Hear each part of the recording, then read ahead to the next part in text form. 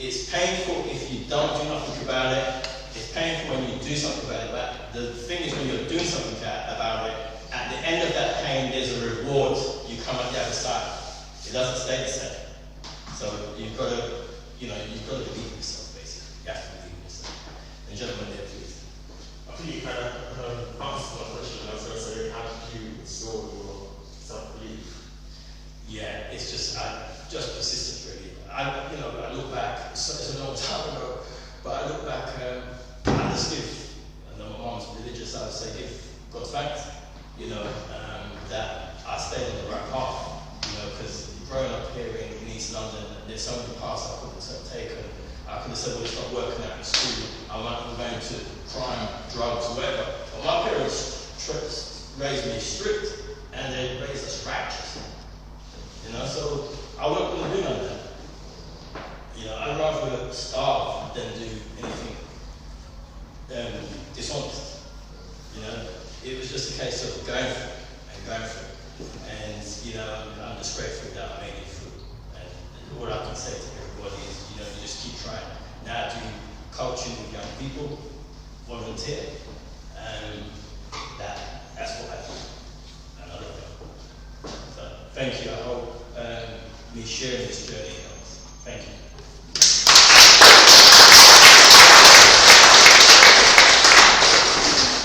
Now, introduce to you Dr. Coco Novak. Give her a round of applause.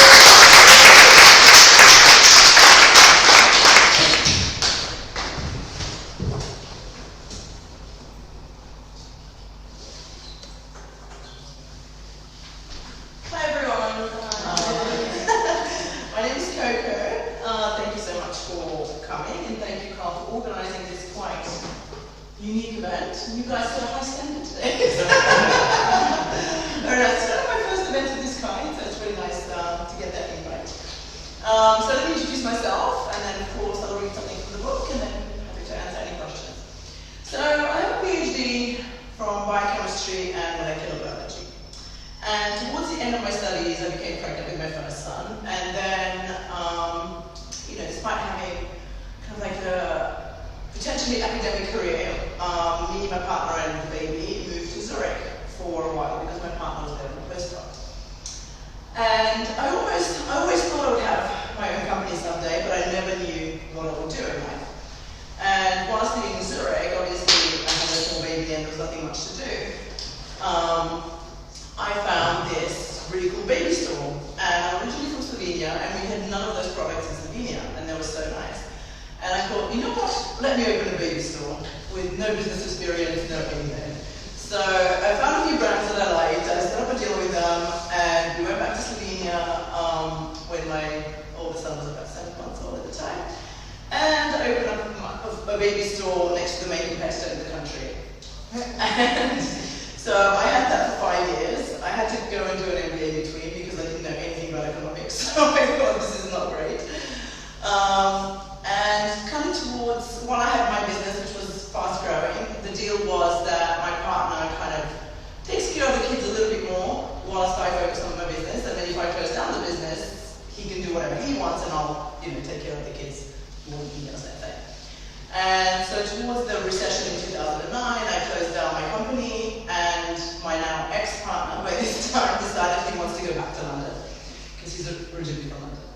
And so I said, okay, fine, because Slovenia is a tiny country, there's not much to do.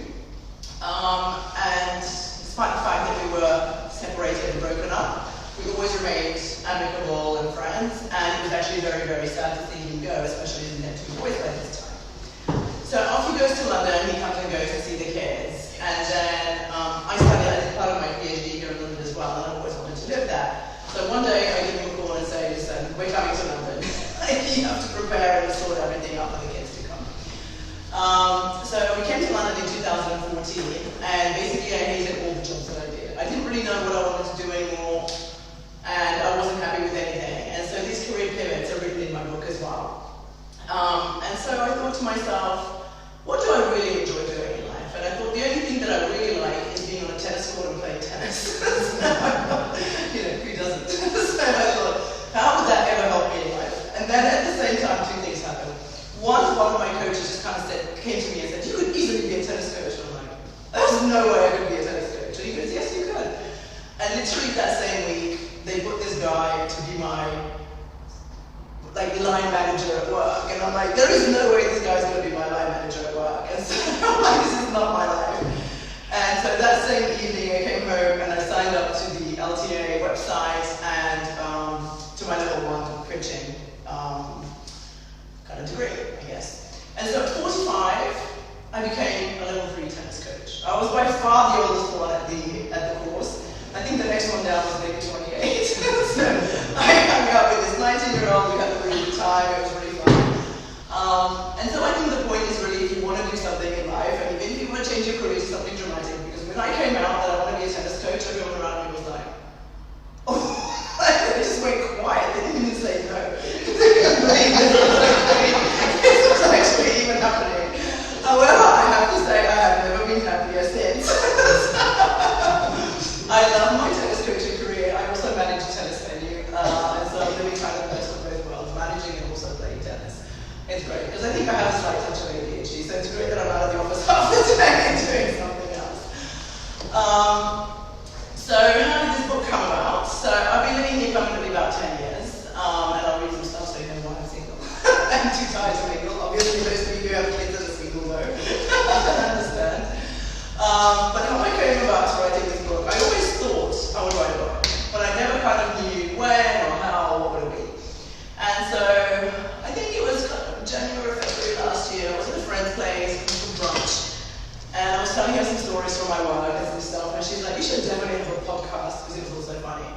And I said, let's have it together, because I know nothing about podcasting. And then we couldn't find a date or a time when we would do it together, and I said, you know what, let me just write a book. So I started last year in March, and I published it in December last year. So it's like a baby book, it's just been published. And so of course, because my tennis career is not enough 24/7, so I'm now an author. I have a podcast, so I did decide to do a podcast, which I started in March this year. So I interview people, and the topic is kind of relationships. And it's already got more than 16,000 subscribers and over 150,000 views, so that's really exciting. And I'm also a public speaker. And so I speak on the topic of squiggly careers, which I've had, on the 3 pillars of personal happiness, which is something that I'll read about. It's the first chapter of the book. And also failure, because I believe that there's no such thing as failure. Even if something's not going my way, or I've had to close a company, or something's not happening, it's all a learning experience. So as long as you learn from it and you don't do it again, apart from if you've gambled your house away, that's not good, that's a failure. Everything else should be a learning experience, and let's hope we don't do it again. So, let's go on to reading a couple of chapters from my book. So I've printed it out just because it's I find it a bit tricky reading from the book. So I'll just read it out. Chapter 1, 3 pillars of personal happiness. I had a carefree life until the age of 13. I was young, still in school, okay looking, the world was at my feet. I had wonderful boyfriends, and looking back, I have no idea how great these guys were. I took them for granted. I had my first child at 30, second one at 33, and I was with Matthew, my partner, and the father of my kids. Life appeared to be ticking along great. However, I started noticing a progressive unhappiness creeping in. And while browsing through some recent photos, I couldn't help but notice I didn't look happy on any of them. I didn't resemble my usual chirpy self. Something felt off and things weren't right. Over the course of the next 2 years, I embarked on a personal journey to understand why I no longer recognize the happy, peaceful girl I once was. I needed to figure out what it was and how to address it. And while I enjoyed running my own company and found fulfillment in my work, I didn't experience the same level of contentment when I was at home. The weekends had a strange vibe, and I didn't enjoy going anywhere with Matthew. I don't want to place blame on him because we were both trying our best, but we were not as emotionally close as I needed us to be. Matthew and I had many difficult conversations whilst I was trying to figure out what the issue was. We would discuss different aspects of our relationships, often leading to tears from both of us. We would experience a brief improvement in our connection for a few days, only to return